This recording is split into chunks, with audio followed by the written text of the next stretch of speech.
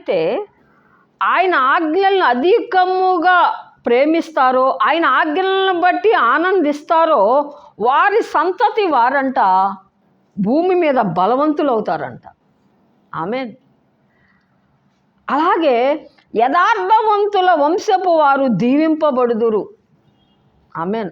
ఎవరైతే యథార్థంగా దేవుని సన్నిధిలో నిందారహితులుగా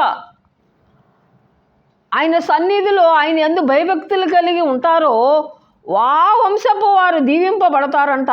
కలిమియు సంపదయు వాని ఇంట నుండును, వాని నీతి నిత్యము నిలుచును. యథార్థవంతులకు చీకటిలో వెలుగు పుట్టునంట. దేవుని స్తోత్రం. చూడండి, దేవుని సన్నిధిలో ఎవరైతే ఈ విధంగా ఉంటారో, ఆయన యందు భయభక్తులు కలిగి ఆయన ఎదుట యథార్థత కలిగి ఉన్నట్టయితే, దేవుని స్తోత్రం, ఆ వంశపు వారిని దేవుడు దీవిస్తారంట. వారికి చీకటిలో వెలుగు పుడుతుందంట. దేవుడు ఈ మాటలు దీవించునుగాక.